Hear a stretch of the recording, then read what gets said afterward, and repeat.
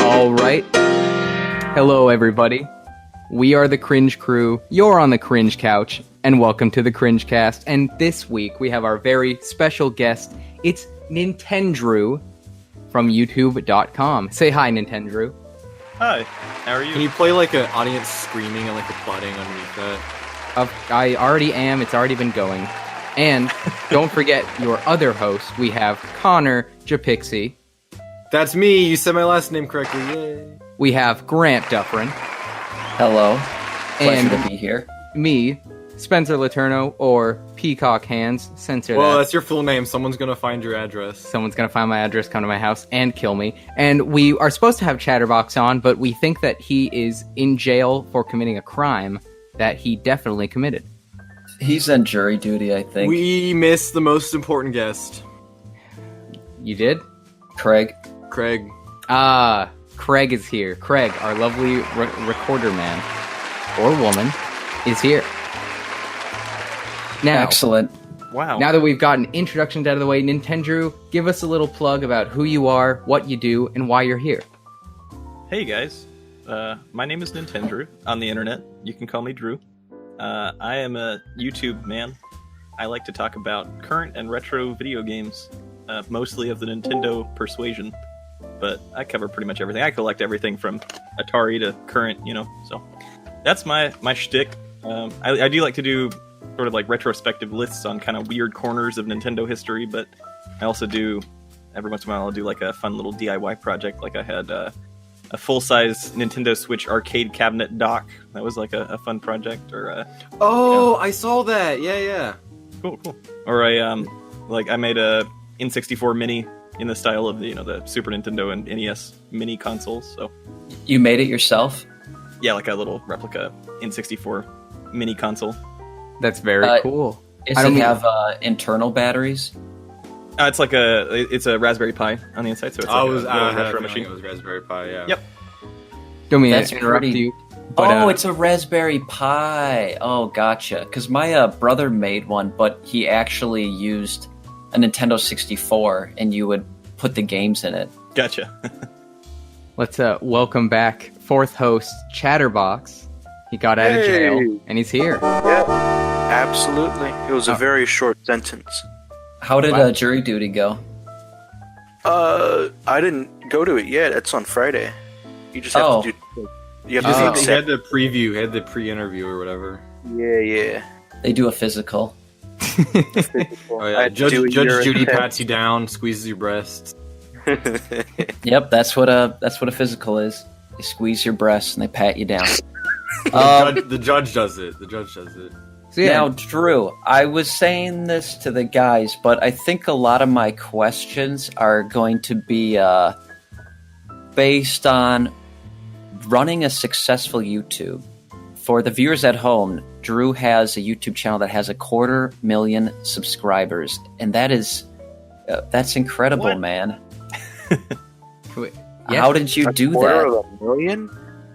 It was a long process of I don't know, just kind of trying a bunch of different stuff and seeing what sticks, and learning as you go. I don't think anybody gets into YouTube, or at least most people tend to, like the most people that I see that are successful don't go into it with the mindset of trying to reach a certain number or trying to make it a living or anything like that. It kind of seems to spring out of a passion for it, I guess, or trying to, like, YouTube was never, I never intended it for it to be my job. It was always an extension of my hobby, but do you have That's an cool. do you have an editor for your videos? I have had an editor for a couple of videos, but that's a new development. I'm hoping to make use of that resource. Because More just going forward. watching them, there's a lot of small stuff that I really appreciate. Just like in the N64 controller one, just Sure. the little sound effects when you're putting stuff in the controller, you're putting the little rumble packs. Like, that's nice. Yeah. It's small. Well, a lot of things like that are just little pointers that I kind of picked up from watching other people on YouTube and like trying to. It's kind of a game of seeing who does stuff that you want to make, like who makes content that is similar to the content you want to make, and then picking out the best parts of what they've done and like trying to learn from that. isn't one of those people Nolan, which was our guest last week? Yes, yeah, I love Nolan's editing style. I was gonna say, because you when you were in the patron chat, you made some reference to like his all-you-can-eat shrimp video, which is fairly old. And I remember Nolan was in voice chat with us. He's like, "Oh my god, he's like a legit fan. He knows about my old videos." Yeah, that one video in particular is one that I like. It cracks me up every time I see it, and I've tried to spread that around because I feel like it's criminally underrated. I've sent that to all my friends that have that sense of humor. Nolan's videos are great. Drew, you said you tried a couple different things. So are you saying you made videos about topics other than Nintendo? Oh yeah, I've been on YouTube since 2006. Me too, dude. How do you have fucking 250,000 subscribers? You say to everyone it's not about the numbers, but to some people it is. Yeah. Well, Grant, man. Grant wants 10 million money. All about those numbers. All about those dollars.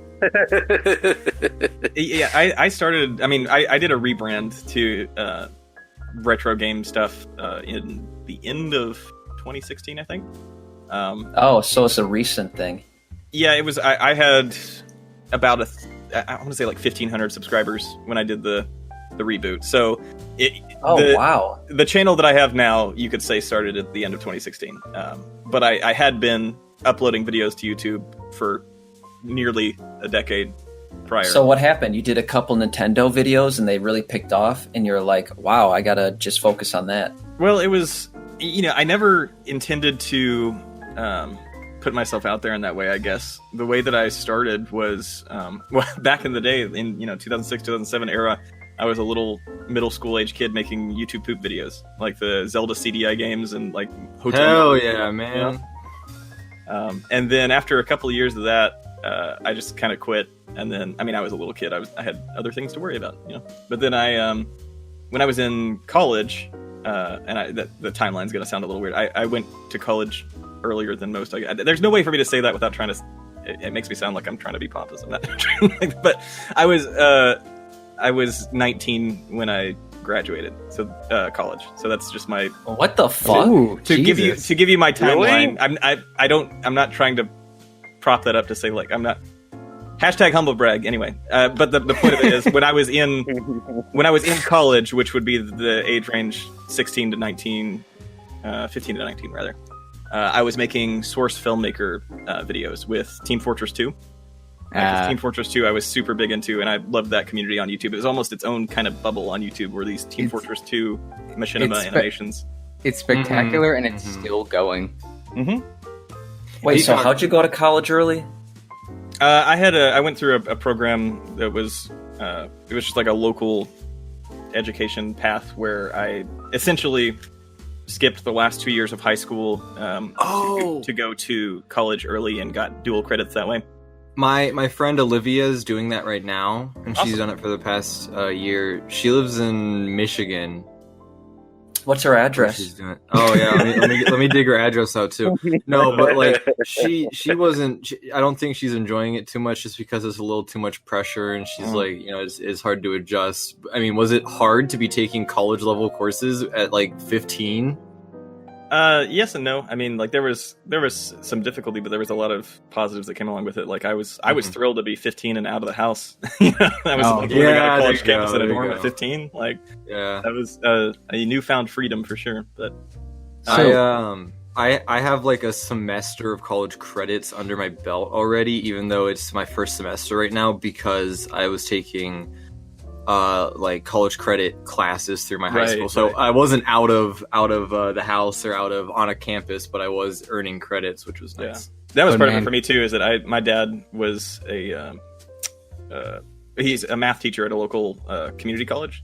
And so he would have me come to their campus and take college algebra when I was in middle school, so that I could get some of those credits earlier. And so that kind of put me on the path to go through a program like that when I went through high school. I think I was in like Calculus 1, like AB Calculus in my sophomore year. So it was like that was. I'm gonna say gross because calculus, but good for you, man. Did you say what you went to college for? I was for computer science. Excellent. So I worked out of college for a couple of years as a game developer, game programmer.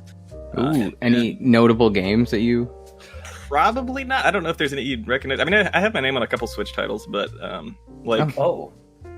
Really? They started. It was mostly mobile games. It was the Draw Stickman Epic series, which is like a Epic! Epic. Yeah.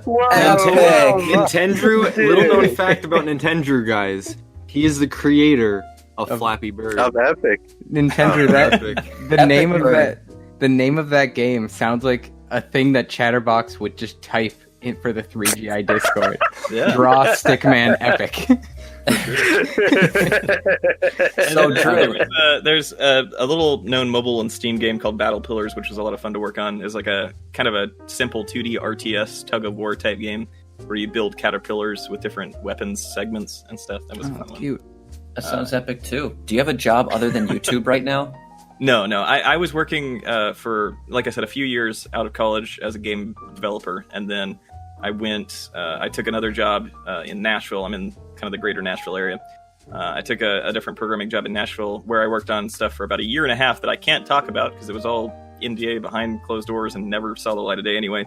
It's not that interesting. But then I was laid off from that job. That was kind of I'll quickly summarize that scenario because I started working at that company and there were about 50 people, and then I lived through I think 3 different layoffs till there were 5 people left in the office. I was one of the 5. Oh my god! And then I was laid off. So that was kind of a rough the situation. inner circle. But, yeah. So I was laid off at that point, and I had made some money to put in savings. So I was like, okay, I'll keep looking for a job, but there's not a whole lot for game development out here.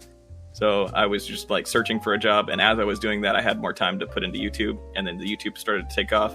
Grant, you were asking about that. Like it was mainly like I was watching channels like Metal Jesus Rocks, John Riggs, and that whole crew up in Seattle that kind of catalog. I don't think that's a word.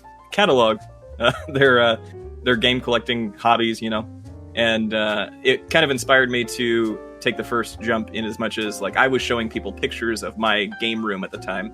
And they're like, oh man, this is really cool. I want to see like a video tour of this place. So I was like, okay, I'll put together a video tour of my game room back in 2016. And then I think at that time I had a little over 1,000 subscribers, and that video shot up to, I think, like 25,000 views, which isn't a whole lot in the big scheme. But like when you've got 25,000 views with, 1,500 subscribers, I was thinking like, okay, something's working here. I've got to try to stick with this and see where it goes. That was, so it wasn't like you were trying to find something that would stick, but you kind of realized that your hobby is something that people are interested in watching. It kind of grew out of that, maybe. Yeah, exactly. Yeah, I was building Source Filmmaker. I mean, I enjoyed making the Source Filmmaker animations, but after a while it got grating to me, and I was like, I had my fun with it, and other people were much better at it than I was. So I break from that, but then I just came back and I was like, I'll try rebranding. I didn't even plan to rebrand at first. I was using the same name, and I put on my first game room tour, and people ate it up. So I was like, you know what? People actually care about my weird hobby, so I'll go ahead and record it. Are the Source Filmmaker videos still available on YouTube? I think they're up, but they're not public. So like, there's if you search, you can probably find them. But there's one that was probably the most popular one that if anybody had a chance of seeing it, it was Heavy's Average Day. Oh, I have seen Heavy's Average Day. Why does that sound familiar? Why am I scared that this sounds familiar? Let me see if I can find a link to it. It's probably because it's similar to Kitty's, like Heavy's something. Oh, I loved his work. That was amazing. Kitty was very good. Yeah. And just a few days ago, someone uploaded a video called Heavy is Dead. That one I love that YouTuber. He's phenomenal. That's just Source Filmmaker. Like, it is a great place. It helps to make the TF2 community thrive, and just Valve in general. But if you can link us any of them that you have left, I'd appreciate it. I forgot all my old YouTube poop though, but that's staying in the vault. What state do you live in without doxing yourself? I'm in Kentucky. Oh, okay. I'm in Cincinnati. Oh, there we go. All right. I didn't know you were that close. That's like neighbor. So, Drew, talking about your current schedule, do you have a schedule that you upload on? I did at one point. I was trying to upload once a week. More recently, I've had a whole lot of responsibilities outside of YouTube, so it's dropped down to like once or twice a month, which is kind of sad. But I'm getting back to it. I did have a question about your content, Drew. Sure. Something with people like, let's point out like Peanut Butter Gamer or Space Hamster. They make Nintendo content that is pretty clearly themed towards kids, younger audiences. It's mostly about playing the games, whereas your content is more about technical aspects of things. That's very astute of you. Yeah. Thank you. I am astute. Anyway, I was curious: is your target audience kids as well, and they just happen to be into it, or is the group of people watching more of the nostalgia, tune into old N64 crowd? Who do you aim for? Well, it's funny you mentioned that. It's kind of I've taken a kind of widespread approach at that. My idea behind the way that I present my content has always been, I kind of want it to be accessible to anybody who wants to experience it. I guess if that's, I feel like I'm speaking in very. Now you're making complete sense. I feel like I'm overly pompous about my vocabulary, but the point of it is like I wanted it to be, I guess as an example, I wanted when I make a new video, I always try to frame it in a way that if I show it to my mom, she's going to understand what I'm talking about, even though she has nothing to do with games. She has no clue what's going on. Like, I want to be able to explain it in a way that I'm not like, I don't want to go over the minutia of certain things where people have already heard it a billion times and they understand. So like the hardcore collectors could come in and still get some new information, but I also kind of try to recap things that might not be as accessible to everyone. So I do kind of make that my goalpost, that every time I put out a video, I want to hear from my mom. She's like, oh yeah, I watched that new video and I understood what you were talking about. And the other side of that is I've also always wanted my little sister. I have a little sister. She's 13 now. And I always wanted her to be able to watch my videos.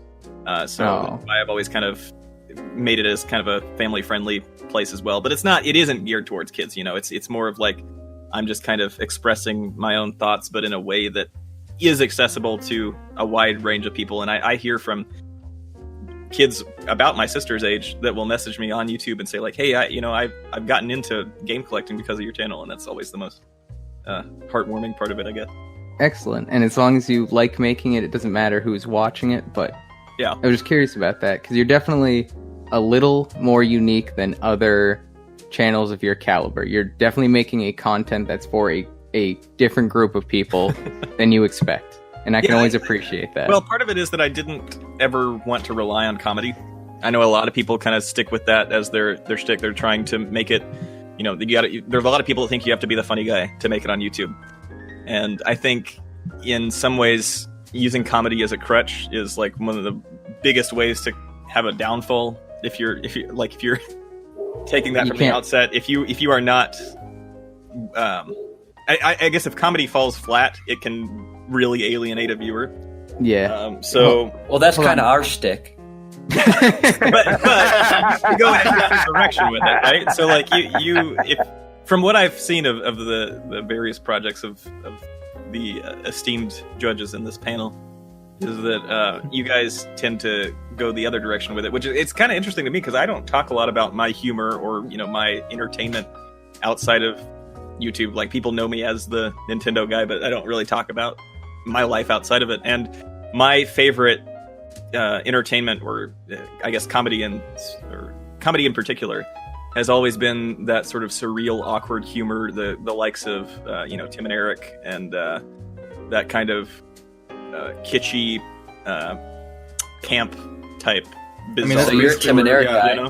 Oh yeah, there we go. I mean, you seem like when we were talking about like Nolan and stuff, it kind of seemed like that's the kind of a basket you fall in when it comes to what you find funny. But it's cool to hear you like say that and be like, yeah, I like Tim and Eric. Oh yeah. No, I just bought, or no, I'm waiting for the tickets to go live tomorrow for. It might be today for the new tour. I've seen Tim and Eric once. I've seen Tim in person twice. Now I'm gonna. Whoa. I got Wow. 3 for Dude, Tim, get him on the 2 for- podcast. Yeah, can you ask?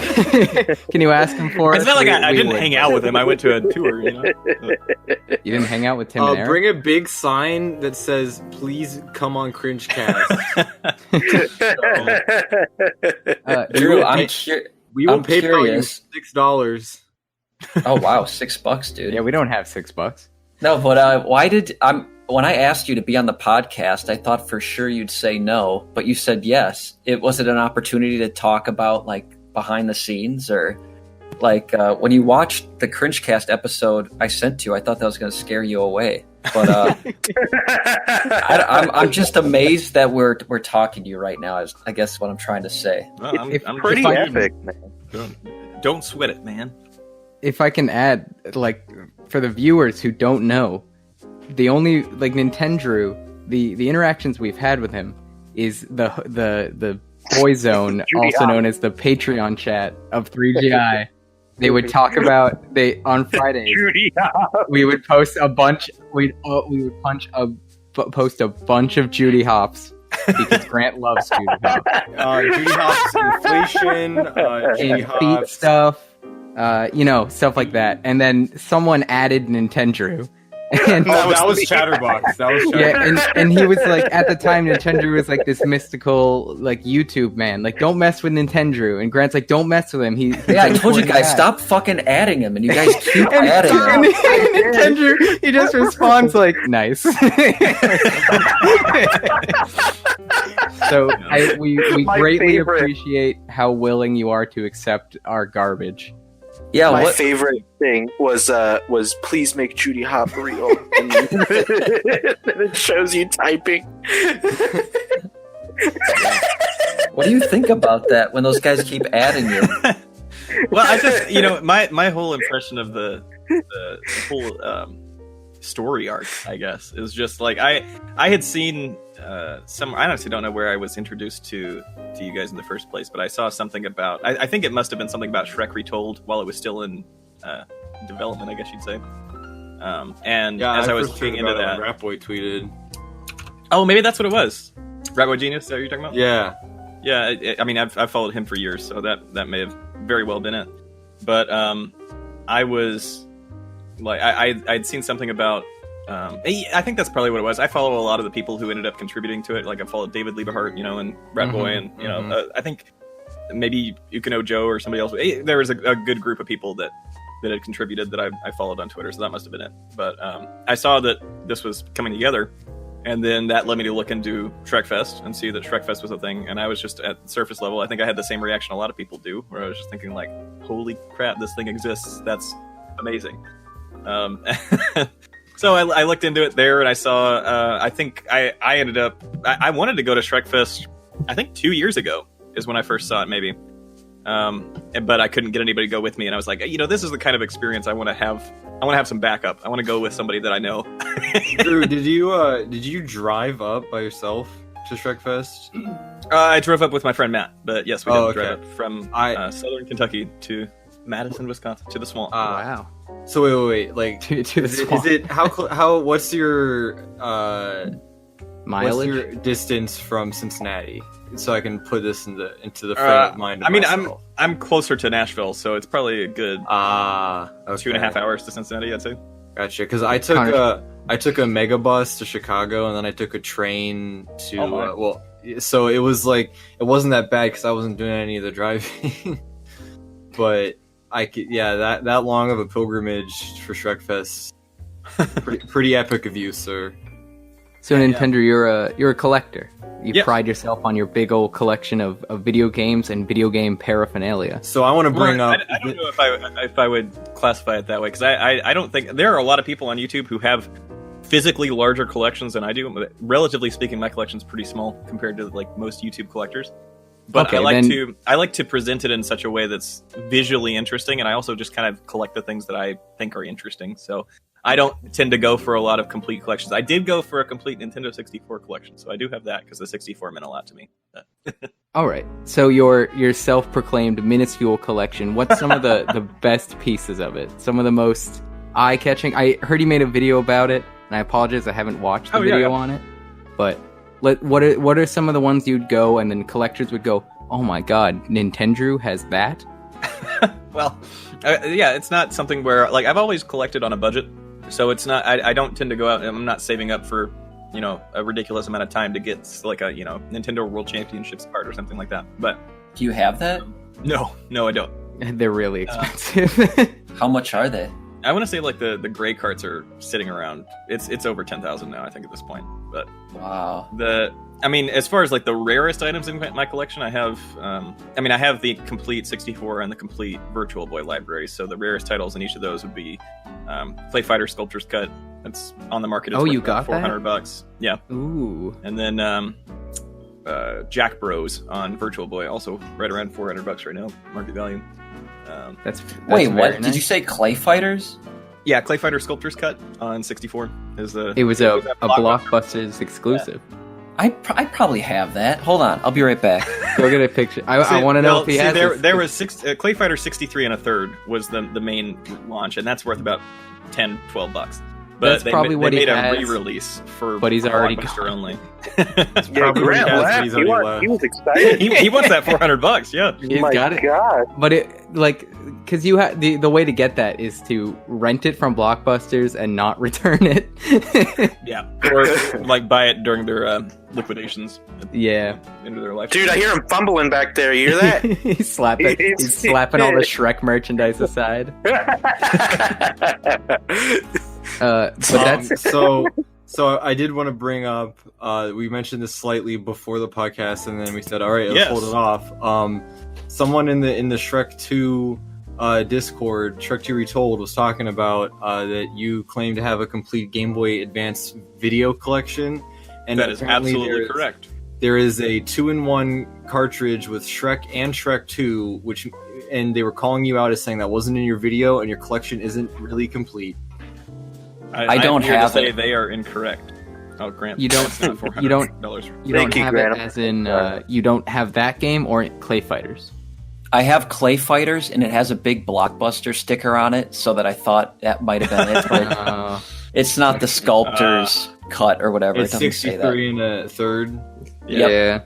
Gotcha. Well, sorry, Grant. Okay, so the thing with the Shrek sorry, and Shrek 2 combo card for GBA, and I've had a lot of people come through and say like, hey, your collection's not complete, you missed one.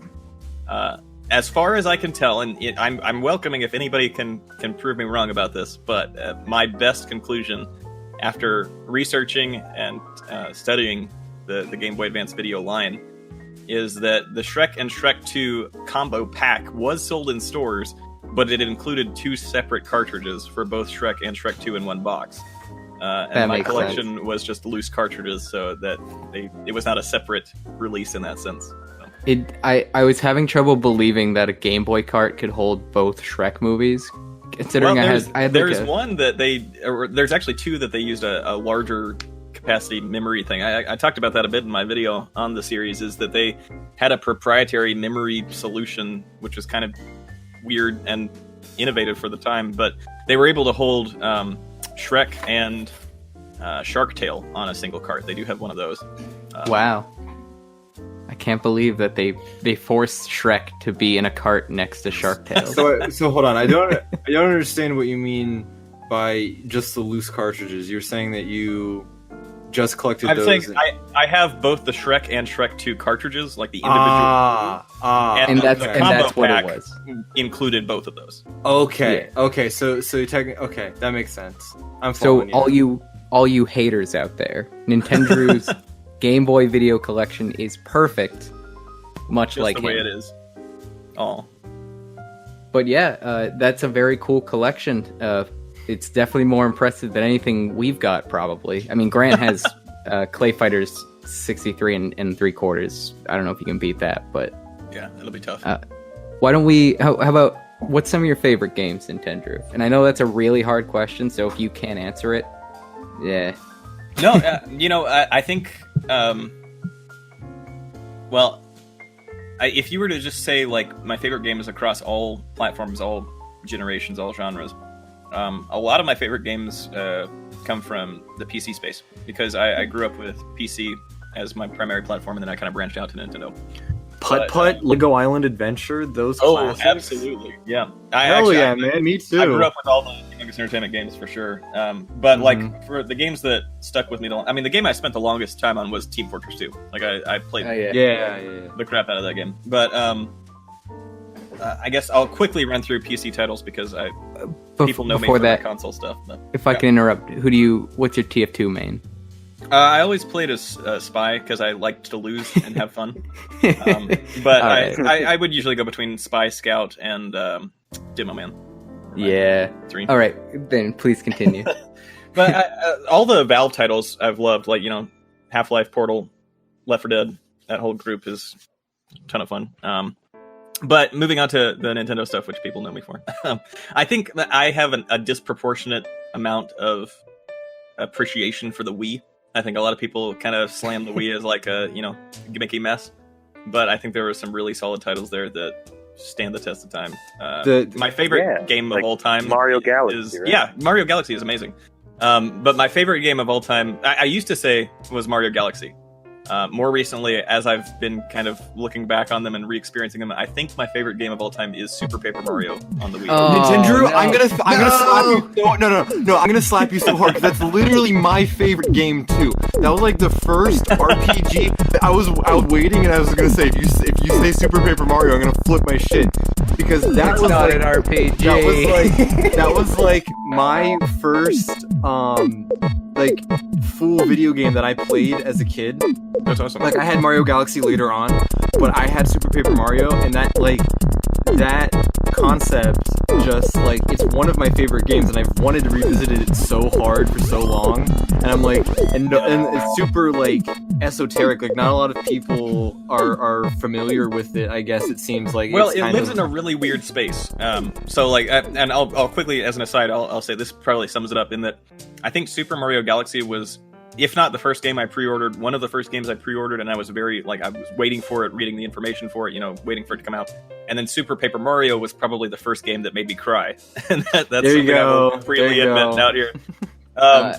But I have the thing with Super Paper Mario is that it lives in this weird space because it was the third entry in the Paper Mario series, fourth in the Mario RPG series if you'll count the first title, But it lives in this weird space because it was very different than the original or Thousand Year Door. And so because the titles after that, Sticker Star, Color Splash, and if you want to count like Paper Jam, because those were much more critically panned in comparison. Nintendo, say it the way it is. They were garbage. Well, no, yeah, absolutely. I think Sticker Star is Sticker Star was so crap. hard to play. I got Sticker Star and I was like, what is this? Yeah. But sorry, I'm crumpling rappers now on your podcast. Professional internet man. Anyway, dude, dude, don't even care. Yes, man. Professional. Yeah, sorry, we're gonna have to edit you out, Nintendo. We're gonna replace you with Nolan. Oh, yep, that's fair. But no, how are those moves with Jagger? Super Paper Mario was in this weird space because it had these critically panned titles that came afterward, and I say critically panned, like I think Sticker Star has like a 77, but when you look at the other games that had like 90s, aggregate reviews, it was a big change. And a lot of people think of Super Paper Mario as that turning point where they like stripped out too many of the RPG elements and changed the gameplay to the point where it was like the downfall of Paper Mario. And it's funny that we brought this up because I have a video planned that I'm scripting out on the controversy of Super Paper Mario, because a lot of people kind of take this as like the black sheep of the Paper Mario franchise, the start of the end, the beginning of the end. Can I ask a question? I think it was really good. Well, you mentioned you're scripting it. Could you just go through the process of coming up with the idea for a video and then executing it to upload? From idea to upload. I want to hear your process. Well, I think one thing that's interesting is I hear from a lot of people that are just starting out on YouTube, or people who are thinking about starting on YouTube, they'll say like, well, how do you come up with ideas? And I think that's always been interesting or a little bit funny to me, because I've never had a shortage of ideas. I have this like Google Keep Post-it note filled with like 30 different backlog ideas for videos that I haven't made yet, that I just need to sit down and actually do. It's more like trying to actually sit down and take the time to script out and like plan each of these things. So like I have no shortage of concepts. It's more about like trying to flesh those concepts out to something that people would actually care to watch. So what I do is I kind of brainstorm and see what sticks for like what's, I'll even take like my backlog of concepts for videos and kind of look through and see, how do they fit in with my recent schedule of uploads? Like if I made a video on, the top 5 rarest Super Nintendo games and then the top 5 rarest GameCube games, then maybe the next week I don't want to do, top 5 rarest Nintendo 64 games. I want to kind of like spread things out, But I'll think of a topic that I want to focus on. I'll bring it over to like a Google Doc is how I end up doing it. And I kind of block out bullet points of what I want to cover. And it doesn't always have to be this way, but for me, what I end up doing is I expand that out over 2 or 3 different passes to a full verbatim script that I then go paragraph by paragraph and record for the camera. But I want to make sure that I read through it a couple times and make sure that, for me personally, I always am very anxious about how I present on camera, I think. So I always try to make it in such a way that I'm 100% happy with exactly the way I'm going to say every sentence in this video before I put it out there. So I want to go back to the Wii because having 2 people I on do the too. pod, 2006, great era. Peacock does not like Super Paper Mario. We've had let me actually clear up exactly how it is. I have I don't what's the opposite of you? Is it dysphoria? The opposite of euphoria? Of that entire era of games where I can't go back to playing Mario Galaxy, Super Paper Mario, even Brawl. Peacock just has bad memories of his dad yelling at him while he's playing the Wii to go do his chores. So he has it was my mom yelling at me. I was like, go clean your room, and then you're like, I'm never gonna enjoy these video games again. I'm never gonna like Super Paper Mario's bad control. No, I just have those bad memories when I try to play them. But I've tried to get back into them, and I obviously like Mario Galaxy is great. I without a doubt was like, okay, I can get past it. This game is awesome. Brawl, it's not a good game, but it's fun. And there's a bunch of other ones. But Super Paper Mario, I hate playing that game. All right. It feels so, and I guess it's ironic. Are you holding the controller correctly? Yeah, I'm holding the nunchuck and I'm spinning the Wiimote. Yeah, what's wrong with that? Yeah. But it's ironic that the game's about everything being sucked into a void because everything feels really lifeless in that game. Have you played Sticker Star? What was that? Have you played Sticker Star? Oh, I have. I felt more out of those worlds, even though, like from the levels themselves. I will say, like the hub. There's not really a hub in Sticker Stars very much. Sticker Stars wasn't as good. Super Paper Mario is way better than that, at least. And the hub area, I can appreciate all these designs. But going into the gameplay, it's just nothing for me. For me. Other people can like it, but that's it. And I have 2 great Paper Mario games that I can play that came before it. And the thing is, like, I feel that. Well, I think the video that I'm planning would be a great watch for you. I don't know that you would agree with it or that you would, I'll give it a watch no matter what. But the idea is, like, I think I can argue from a design perspective, it's a lot of people treat this as it was a regression, I guess, or that, they stripped out RPG elements and made it more like traditional Mario and took out what made it Paper Mario. But I like that, I like that. From my perspective, they didn't take that out. It still retains the elements that made it Paper Mario. They just kind of melded it with the platforming mechanics that Mario had been known for prior. And to me, it feels like my least favorite part of the first 2 Paper Mario. Don't get me wrong. I think the first 2 Paper Mario games are absolute masterpieces, and I would go back to them any day. I think the worst part about them, or the part that was the most frustrating to me, was turn-based combat. That was the one that it seems very out of place for a Mario title. And I have to say, I remember the moment in Sticker Star when I went to a world and I jumped on a Goomba and it actually collapsed into a coin. I didn't have to go into turn-based combat. I'm like, holy shit, I'm finally high enough level. Oh my god. Like, I was so happy the moment that I didn't have to like trigger a event every time that I hit a Goomba. Now, I understand that this might be soul-crushing to someone who loves the original Paper Mario games. That's not what I'm not trying to say. Mhm. But the thing is that there are a lot of things that I think people look or they kind of gloss over that were retained in Super Paper Mario and in many ways improved upon that maybe people didn't experience or didn't internalize in that way, because you can say that it stripped out the RPG elements, but you look at Super Paper Mario and it's a game that has witty dialogue, it has a hub world, it has characters, it has it has more variety in characters than any other Paper Mario game. If you don't compare it to the history or the future of Paper Mario and you treat it as its own game, I think it's pretty hard to deny that it's a really great game on its own. Sure, and so but I mean, on top of that, it still has XP, it still has leveling, it still has an item inventory, it still has items, it still has I think my favorite thing in games in general is this concept of subverting expectations. And I don't know if I guess a good example of that, if I were to try to give you a list of games that do this as their primary goal, I would look at titles like the Stanley Parable, Undertale. Those are games that do this really well, where they kind of put you in a position, like, as an example, if you've played, well, I guess, is everybody in this room familiar with either or both of those titles, the Stanley Parable or Undertale? Yes. Oh, of course. Yeah. I've played some of both games. I don't think Grant knows them, but he's making it anyway. I don't know video game stuff. You guys just keep talking. Sure. Well, the concept is that subverting expectations is a concept in game design where it doesn't have to be in game design, it can be in film or whatever, but in games, it's where you kind of get to learn a mechanic, or you get to learn what you're doing, what's going on, and then out of nowhere, it kind of flips it on its head in a way that might make you laugh, but not necessarily because it's funny, but just because it's surprising and it's something new and exciting. So in the example of the Stanley Parable, a good example is they have the broom closet ending, which isn't like a true ending or whatever, but it takes your expectations as you playing a video game. Having played plenty of games beforehand, you get to this door that's a broom closet.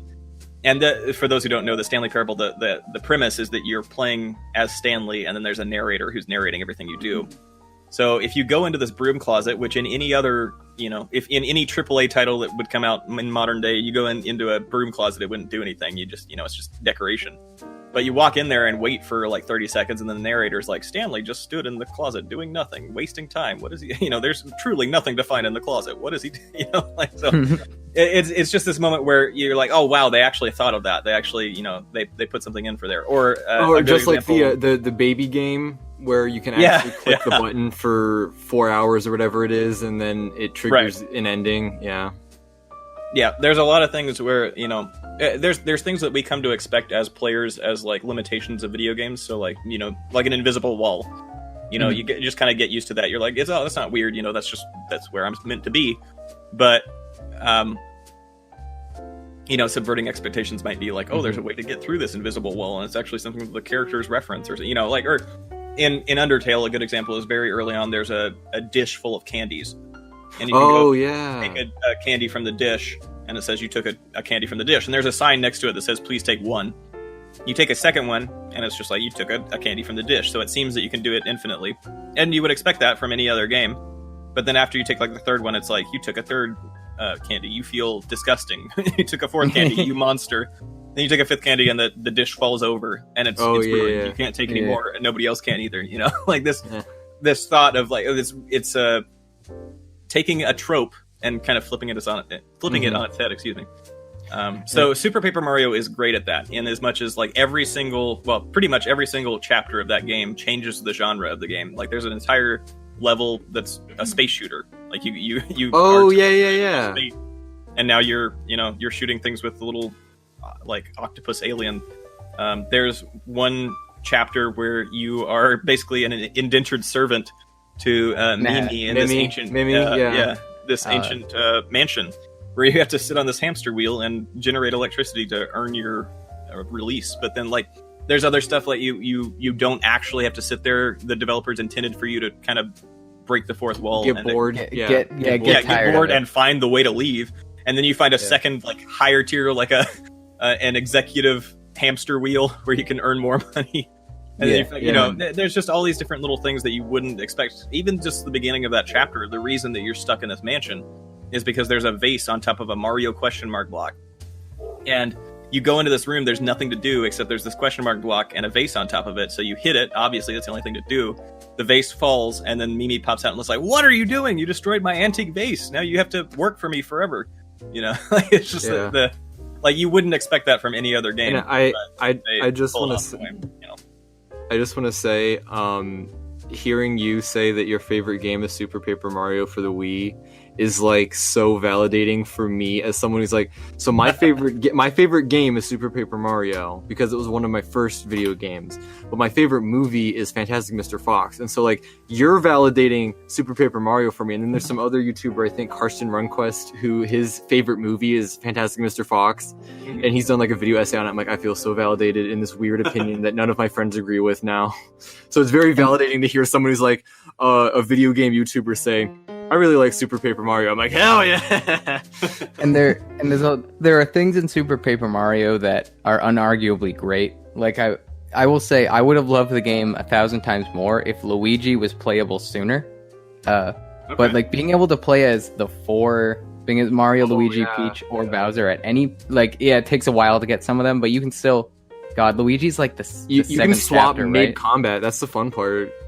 Yeah, that's you could be like, oh, I'm tired of jumping on people. All right, I'm gonna switch to Bowser, and I'm just gonna breathe fire all over this guy. Let's be frank. We all just use combat as Bowser. It's objectively the best way to do it. Luigi showing up late was kind of a killer because Luigi had no real use. Bowser was the best at attacking. But Peach had the best air movement, and Mario had another dimension to walk into. Luigi was useless, and that upset me. But that's not why I didn't like it. There are things like the card collection, which really hit home for me. Wanting to collect all the cards of characters. I love that. Okay. I hated navigating. What was that? I had forgotten that was a mechanic. Yeah. That's funny. I hated navigating Flipside, though. Not just going 3D, but I was a kid the first time I was playing, and there were just times where I couldn't find where to go. And as an adult, can you give me like 30 seconds? I just spilled my drink. I need to go get yeah, some. hold on. No. We're gonna have a Cringecast pause. Actually, guys, Nostalgia Boy break. Yeah, Nostalgia break. Nostalgia Boy Grant, break. tell us about Nostalgia Boy this week. No, Nostalgia Boy. Well, my story, I told you that privately, but I'm not going to share that. But he pissed me off yet again. What? He wouldn't mail me his frames for Shrek. Yes. Oh, are we can talking talk about about that? I'm so angry about that. Look, I wanted him to mail them to me so that I could scan them, so that they would not have like literally the shadow of him holding his phone over top of the paper, because in every single frame you can see the shadow of him holding his phone up. For viewers at home, we're working on a project called Shrek 2 Retold, the sequel to Shrek Retold, in which a bunch of different collaborators make a small part of the movie to comprise a remake of the full movie. A boy called Nostalgia Boy has jumped on board with Shrek Re 2. If you have paid attention to our previous stories, we had to kick him out of the Discord because he was bugging everybody and people jumped off the project because of him. So he finally submitted his piece for Shrek 2 Retold, which he did a bunch of hand drawings and he took pictures with his camera standing above them. And they look like shit. You can see his shadow on them. So he's literally like, I don't want to mail them to you because that costs money and I'm scared they're going to get lost. I'm like, and I don't know your address. I'm like, okay, so the address one, here's my address. Stamps cost like 20 cents. And if it's really that expensive to you, I will find a way to get you 20 cents, but you won't give me your address and you won't set up a PayPal, so that's pretty hard. So Chris Chan was bold enough to mail Grant his frames and have good faith that they wouldn't get lost in the mail. I think you can suck it up and mail me your damn frames for Shrek 2 Retold so that I can scan them and have them look nice, and then I can frame them up on my dorm room wall and say, look, Nostalgia Boy made this, and I love Nostalgia Boy. But you know what? He refuses, and now I am sad. If we can also say, there was also Nostalgia Boy, for some reason, depends on me a lot for things. Yeah, during our DM conversation, he's like, I'm gonna message Peacock and ask him about this. I'm like, why? And it's because I treat him very well. I you know, treat him super nice in DMs. I just goof on Connor, him in main chat. I read your DM messages. It was a little Connery. Whoa, a little too Connery hold friendly. the phone. Soldier Boy send you screenshots no, of DMs? Hold up. I don't think I think you sent them, but I'd sent nothing. All right, I asked him because you were Nostalgia saying Boy leaked my texts. That, Connor, because he was saying Connor wants me to mail them, and I was like, oh no, Nostalgia Boy, Connor wants you to email them to him, and he goes, no, he wants me to mail them, and I was like, not Chatterbox. Yeah, because he's just gonna Nostalgia email me Boy. the JPEGs Hold with on, the shadow in them and everything. Hold on, Nostalgia Boy, that sounds wrong. I feel like Connor would know that is not effective. And then he sends me the screenshot of you saying that, and I was like, oh, okay. And as you know, Connor, my response was, this is The story of this a is girl. unnecessary. This is not something Nostalgia Here. Boy should do. And then I told Nostalgia Boy, just go to your local library. You can get these things scanned. And we had a huge conversation about it. And he said, okay, I will make time to go to the library and get all these scanned and email them to Connor. And I said, make sure you talk to Connor about this. And He then hasn't. He has. Oh, yeah, and you know what, Connor? That night I said, when you're out of work, come talk to me about it. You also didn't talk to me. That's also true. But I don't want to. He's supposed to have done that, and if he hasn't, that's fine. But you know what this came to? That same night when I helped keep calling him Chatterbox, when I helped Nostalgia Boy to resolve this and get that all done, he agreed for 5 minutes he will come on an episode. So at some point, so great, good for you. You got freaking Nostalgia Boy on the podcast. Who cares? No one at all. You know what I got? I'm getting Larry Boy Fanatic on the podcast. Let's talk about that. show us the message. my Show us God. that Larry Boy Fanatic's coming on the podcast. I'll get the receipts right now. Get the receipt. Receipt, what'd you buy? I see on the Cringecast Twitter that we're just fucking spamming her. I'm not spamming her. Over- I send her a message every a week and a half saying, "Hey, It's do you want to not be on the responding. Oh my god, she read 2 of them and she left the other one on. Yeah, yeah, Yeah. It's very professional. It's like, hey, do you want to be on the podcast? We record at this time on this. And now Connor's sending something terrible. I just said the word please to her. But, Thank you for your patience. no problem, Nintendo. We had our Nostalgia Boy corner, and if real quick, we have to do this every episode now. It's time for our favorite skit where Chatterbox says something funny once an I'm episode. tired of this skit. This is so dumb. No, it's, Chatterbox I says don't something have funny. anything for you. It's dumb. It's Peacock. I hate this. I'm gonna leave. I'm done. I'm out. This I'm has been finished. this has been Chatterbox says something funny once an episode. This is like the if I want to make a Larry Boy connection here, it's like that VeggieTales skit at the end of the thing where the computer sings the song and Bob looks really pissed at the camera and it's like funny or whatever. It's like that. It's like you just say, "Hey, now it's Chatterbox's corner," and he just looks at you and he's like, "What the fuck do you want me to say, man?" Nintendrew, if you were a vegetable in VeggieTales, what vegetable in VeggieTales would you be? Ooh, I don't know, man. Because Grant would be like a carrot.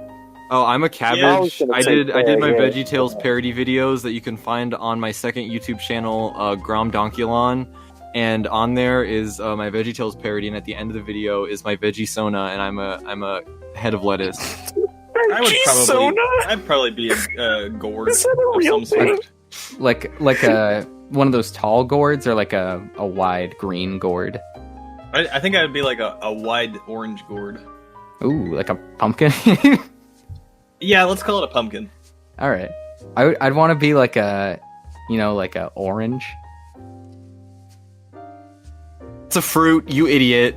Oh no. Yeah, The what? count. But there's a tomato This- on VeggieTales. Okay, but you know what? There's no, annoying orange has the rights to oranges, and so you can't be a living orange. That's not allowed. Okay, I won't be a living You're already orange. an annoying orange, Peacock. Thanks. Oh, I was waiting for someone to make. That's why I am setting that up. But thank you, Chatterbox. Always 100% on top of things. Hey, Thank let's talk you, about sir. some recent games coming out that I Sure. think we're all excited about. He said, No "Hold more on." games. Oh, Grant hates games. Fine. This will be the end of video games, Grant.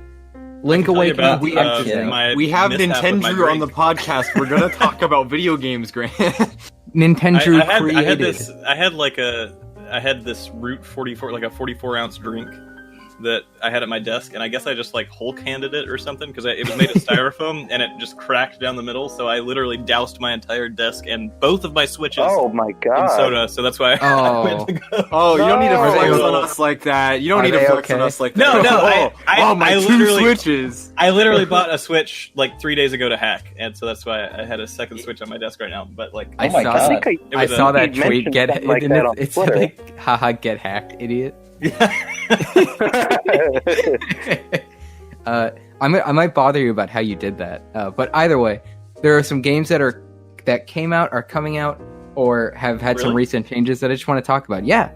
First off, Link's Awakening DX Nintendrew. I saw that you're playing that. How do you like it? I'm enjoying it. I think there are some things that are a little unfortunate with that port, just because it wasn't made in house. So there's like some frame rate issues and just a couple The things. bikini woman doesn't lose all her clothes now. Oh, Kind of That's a sucks. but I mean, Do you- overall, it's like I never played the original, to be honest. So like I'm enjoying exploring what's a new Zelda title to me. So I wanted to ask, do you think there have been a lot of people saying that this is not a game that should be worth, what is it, 70, 80, 60? Which is it? 60. 60, okay. Some people are saying it shouldn't be $60. And even with the Dungeon Maker, which I don't know if you're at yet, do you I've think the seen price it, but I is haven't gotten to it justified? yet. I think it would have been better at 40 price point. There's a lot of Nintendo games that go out that way too. I think especially having it's by nature it's a smaller adventure, I guess, because it was originally for Mhm. the Game Boy. I think It is that would have quick. made a little more sense. I wouldn't be surprised if it does drop sooner than later, but we'll see. Nintendo games tend to not drop their price. Yes, that's true. But if they, well, I guess that's the other thing is that a lot of people are hyped on it, so it's probably selling just fine. So disregard what I said. They're like people will buy it regardless. So. And then off of that, I don't assume the other hosts haven't played it. Just want to get your input on it because you're Mr. Video Game and you're a big Mr. Nintendo 64. Do you play Smash at all? Yeah. How excited are you? I don't know what your connection to the Banjo-Kazooie franchise and his inclusion in Smash. Are you Who big cares into about that shit? Let's talk about Sans. Haha. Sans funny. in Smash? Funny. That is a great inclusion. I I love do Sans think in Smash. Sans was kind of funny to see the comparison of the reactions between the U.S. and Japanese audiences when Yeah. I think Terry was announced, right? From I'm Where's he so from? happy for Terry. He's from of several things, Fighters, but we'll just or- say SNK. He's the yeah. mascot of. yeah, but like in Japan they were freaking out about Terry, and over here they're like Sans is a costume. Oh, the amount of disrespect my man Terry got when he was announced, it was making me so upset. Who's Terry? He's Yeah, I from don't know who Terry is. the King of Fighters and other SNK titles, and he's most known for like I don't think the Dream. Shutterbox just likes the funny Sans. He's just a well-known fighting game character, mainly in Japan and South America. And he's very fun. That's the only thing about him. He's just a fun character. He speaks a lot of broken English, and he's enjoyable. I'll take your So word for it. I have not played a lot of video games recently. College is kind of mentally breaking me to the point where I'm going back to it. And I did buy a Switch like right before I came on campus. So I've been working through Mario Odyssey, and then I have like Mario Kart 8 and Smash and a couple other games that I'm chipping away at. Yeah. And so it's nice to kind of sit down and revisit them and be like, oh yeah, this is fun. But it's like I'm not running out to the store every time a new Switch game comes out and being like, oh no, Link's Awakening, wow, like Sure, yeah. So it's kind of interesting because I'm super like far behind in that sense where like I'm working through Mario Odyssey right now, which everyone finished like a year ago. Yeah, when it was out. But, that's just the choice you have. And there are a lot of good... the Switch is one of the first Nintendo consoles that have come out in my lifespan where I thought, like, there's no reason I shouldn't buy this, because I've never been a Zelda fan. I've played the games, but I was like, these are not games I'd actually go after. But Breath of the Wild, I really wanted to play that. And I really wanted to play Odyssey. Oh, I've had all my friends be like, why the hell haven't you bought Breath of the Wild yet? I'm like, because I'm more of a Mario guy and I wanted to play Odyssey first. Hey, that's But- fair. The amount of just good games that are coming out that don't feel gimmicky, because that's on the Well, I Switch. think There you primarily it's been the port machine. It's been the port generation, right? Like it's gotten a ton of ports from one or two and generations ago. The Nintendo Online stuff, where they're just releasing old libraries for people with online subscriptions, is awesome. I'm hoping to keep that trend up. And I mean, they did Super Paper Mario on Virtual Console for the Wii U, and I'm hoping they do something at least for the Switch so that I can revisit that. Because my God, would I love to revisit Super Paper Mario? I hope they improve the online. Shut your it's mouth. kind of trash. No, it's bad. That's Why true. am I spending money on this?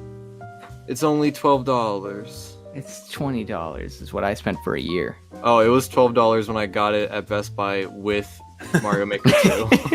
That's pretty cool. Yeah, Switch good. Nintendo fun. Nintendo. Astral Chain is a game Drew. that came out recently I've been having fun with. What is it? Astral Chain. It's a new one Ooh, for I've- Platinum. It's pretty good. That is another one of those games where, like, Nintendo. There was a Nintendo Direct that just unloaded a bunch of. We're coming out with these games. Yeah. And there was so much. What's that? There's like a game where you're flying around in a big mech. Oh yeah, Daemon X Machina. Daemon X Machina. That game. Everyone I talked to is like, that game looks crazy. I don't know how the Switch can run this. And it's just that Astral Chains, Dude. the big one, everyone's favorite, Luigi's Mansion 3 Yes. next month. Have Last- you guys? great. This may be a dumb question, but I'm just making sure. Has anyone here had the chance to try Luigi's Mansion 3 yet at any event or whatever? I didn't know you could. No. Well, the reason I ask is I didn't know if anybody went to, and like, they've done like demos or they had it on play at E3. But I will just say, like, I have played each of the entries in Luigi. I don't know why I'm putting it that way. There are two entries. I've played Luigi's Mansion and Luigi's Mansion 2, and there was something about Dark Moon that I couldn't put my finger on, but it didn't feel quite like the original. It didn't feel like Yeah. I don't know know. what you're talking about. There was a little bit of charm that was missing, and I couldn't quite pinpoint it. But with 3, it's totally there. It's on point. I cannot wait for Luigi's Mansion 3. It played like a dream, and it was just so clever and fun. And they had a wide variety of characters. It's going to be a good time. My favorite thing that happened with me on my Switch was last night. I finally made it to New Donk City, and I was in a little area where there was a pile of cans in the street, and I threw my hat. I threw my hat at the pile of cans, and as soon as it hit the cans, the frame rate just dipped. Like the whole game just lagged up for a couple seconds. I'm like, oh wow. Are you Okay. saying that the Switch cannot handle that area? Can't handle Can't handle cans. 6 cans in a clump. What's funny is we were talking about Odyssey too, and I do like Odyssey a whole lot. Like, I think it's a lot of fun, but there were a lot of people when Odyssey first came out that were lauding it as like the new best Mario platformer, and I don't ascribe to that position. I guess I have a lot I of agree. issues with Odyssey that I hope to have. I'm kind of trying to branch out to more opinion-based content on my channel. I've mostly done just kind of like facts and like history of Nintendo, but I'm doing a little more opinion stuff now. Have you thought about doing this? I was going to ask this earlier and I completely forgot. Have you thought about doing kind of like maybe video essays? Because it seems like especially when we're talking about like Super Paper Mario, it seemed like a lot of the way you were forming your thoughts seemed like they'd lend itself really well to like a video essay format where you're kind of like yeah. So that would be cool to see, I guess. Yeah, like I said, I have a whole script set up for that, or an outline for a script, but I'm not going to spoil all of that quite yet. I can't convince you all that Super Paper Mario is the best game in an hour, so I'll have to leave that for the video. Not. Let's do a live reading of the entire script right here on Cringecast. But Nintendo, I agree with you that Mario Odyssey, there was a surprising. The whole idea of putting out these moons into the level that you just grab them and you can keep going, in theory, is really good. But when it was in practice, with all the moons in all these different places, they had way less of an impact. When I got the game, I played it with my friend. He was sitting in the room watching, and in the first desert area, there's a little, you sink down into the sand and then you walk into a little area and there's a moon hidden out of sight. That's just one of them. My friend's just like, I never would have seen that. And I was like, well, I did, and it felt like there was getting that felt nothing. It felt like there was no accomplishment there. So as annoying as it was to be kicked out of a level in older Mario titles, it made the collection feel good. Mario Odyssey is great. The difference with that was like the reason they had that in the first place was that typically when you had like if in your Mario 64 or Sunshine or whatever, if you went into a level after getting a star and were going for a separate star, like things in that level would change. Yes. Right? Like the level itself physically different on a different star path or whatever. So the side effect of that is if you have it all contained in one world, it makes it so that it's much more mechanical, maybe, like where you just kind of have individual areas that can change, but overall the world stays pretty stagnant. Yeah, until you've beaten the big thing and it's one big change. Yeah. And I don't necessarily think that's bad. That's not one of my biggest gripes with Odyssey. Like my two main gripes with Odyssey are, I think that a lot of the soul was sucked out of the genre from losing the hub world. I think there should have been a hub world. I guess that's just the thought. Like there's a lot of charm and a lot of replayability and depth that's added to just having a fun center area. And you look at a lot of like let's look at Super Paper Mario. One of the best things you can say about it is Flipside is a very interesting town design wise. There's cool things about it. In past Mario titles, it had been a separate level where you solved puzzles and talked to NPCs and figured out how to get to the next world, Whereas in this case, it was just like, okay, you got enough counters, or you got enough numbers on your counter, so time to go to the next place, It just seemed a little less rewarding, I guess, in that way. And the other thing was that during the trailers, this is my biggest gripe with Odyssey, and I'll flesh this out in the future video for sure, but my biggest gripe was the trailers that they had revealed to, like, I think there were two main trailers that had come out before the title was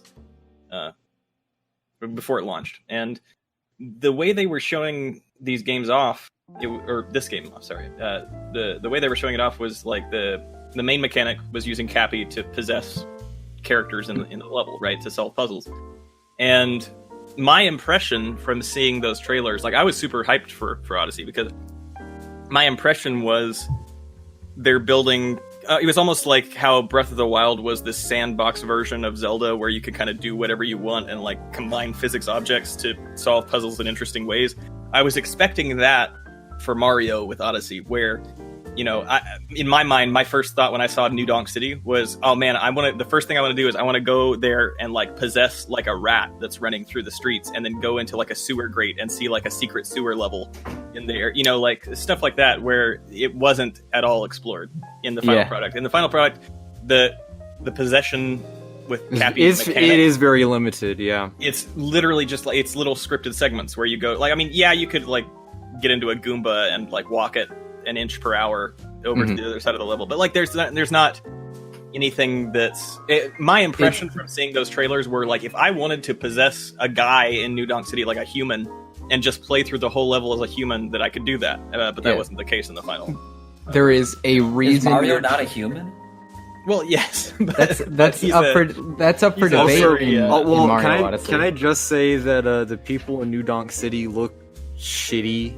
Like, there's concept art for what they were originally going to have humans look like in Mario Odyssey that looks freaking awesome, and then they went with like something that looks out of like it's out of Sonic 06. Like, if I can say, some of the Mario concept art for his outfits in that game were great, but there's a specific Rosalina concept art I want to get up. Yeah, I love that one. I wish she was in there. Oh my god. Yeah. I will put this up. This is a concept art for Rosalina. I'll put it on screen. Whoever is editing will put it on screen. I'll put this in the guest chat. This is imagine, I'm doing it right now. Imagine that if Rosalina from Mario Galaxy was this instead of what we got in guest chat with it's so it's crazy. Yeah. To think like this could have been a Mario character. But I think I don't know how long we've been going, but we've been going for quite a while. Grant, Chatter, do either of you have any questions for Nintendrew? Because you both have been kind of quiet, kind of because we're not talking about stuff you can talk about. But how about give you a chance to ask something? Well, I asked a lot of questions that I want to ask was just about, being a YouTuber. But Chatter, what's on your mind? So, Nintendrew, you say you like surreal comedy, right? Yes. Is what you like. Have you seen the Smash tournaments 3JI has? I don't think I have. I've been meaning to. It's in my backlog. Well, I'll go check it out. I'll tell you what. Number 4 is usually a good start, but Okay. honestly, I'd start with number 3 because Three? that the consensus is that that's the best one because it's surreal, it's crazy. I think you'd like number 3 a lot. I to be will. honest. I will Is that agree the that one that's like that granted the supercut of? That's like an hour. the very good Yes. one. Yes. Yes. Yeah. 3 is. I think 3 is the best one, but don't knock 1 or 2. They are good too. Oh yeah, they're good too. Absolutely, They have All of they them have are a good, home but yeah, 3 kind of feel. I would Four's actually. good if 3 you is have on like a different level. 4 is good if you have ADHD, and then 3 is like really good if you have a good like 45-minute block to sit down. The one that I think you should actually start with is the live action one at was it SmashCon? Oh my god, 5. Yeah. They did a live Yeah. action Smash tournament at SmashCon, and now they're banned from SmashCon. Yeah, they were not happy. Well, thanks for the plug, guys. Yeah, no problem, Grant. Oh, it was good to have you on as a yeah. guest, Grant. Oh, Grant. I got demoted again. Yeah, Nintendo sorry. news.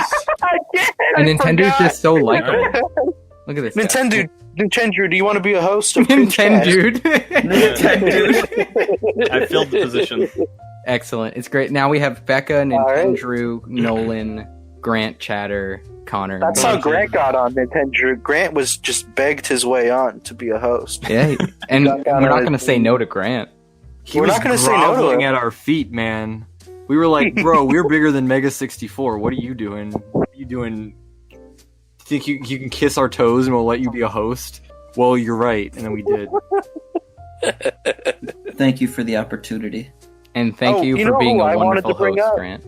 What did you want to You bring know up? who I've been watching someone that kind of reminds me of Nintendrew a bit. Don't say it. Scott the Woz. Oh yeah, Oh my Oh. god. he's a good dude. He's a Did I great say guy. it? Is that the one? Connor, did you not want me to say No, that? I was just goofing. Yeah, you're fine. Scott the Woz is thank great. God. Scott the Woz is great, and he has a whole video on his whole collection, and I thought it was really interesting, right? That he's part of my generation, but he's all into retro games, I guess. Yep. It's- Games that he never, grew up with. He's like, so I don't. Chatterbox is 19, Yes, sir. and Connor's 18, How old are you again? and I'm 20. you're like, Ew. you're like 25. We're very young, and someone like Scott the Woz is my age, and to think that he's big on YouTube is crazy, and is making that great too. content. Yeah. It really and Well, Nintendo.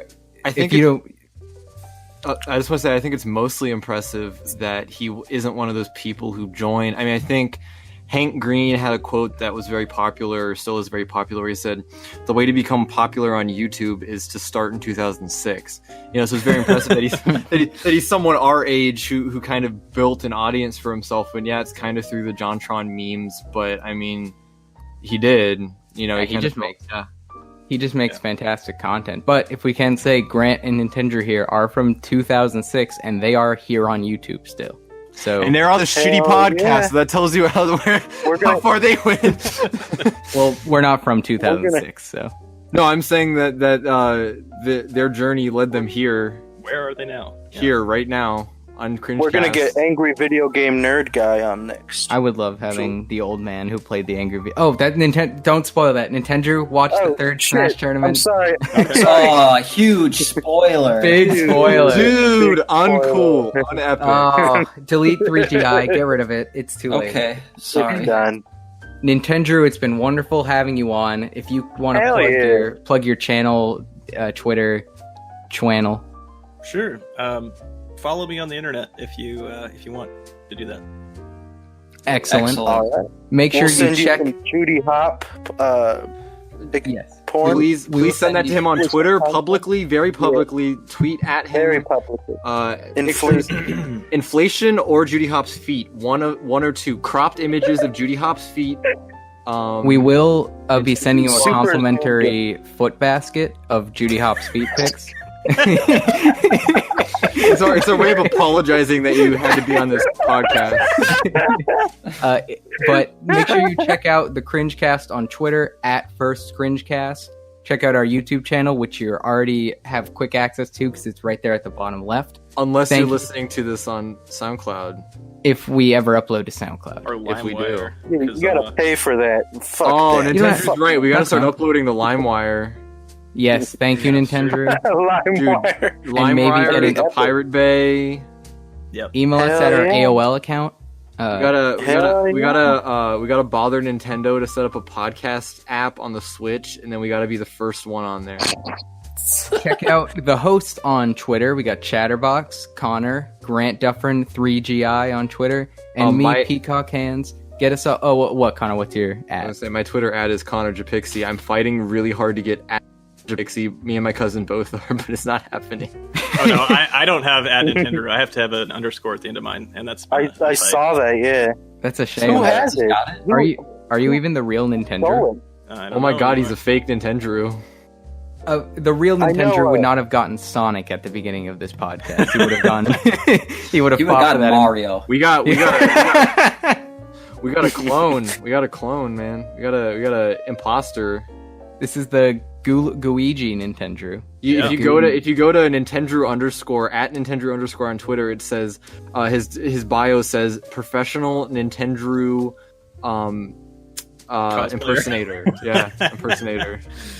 Well, have a good night, everyone. Make sure you check all of those out and say goodbye, other host and guest. Goodbye. Bye. Bye.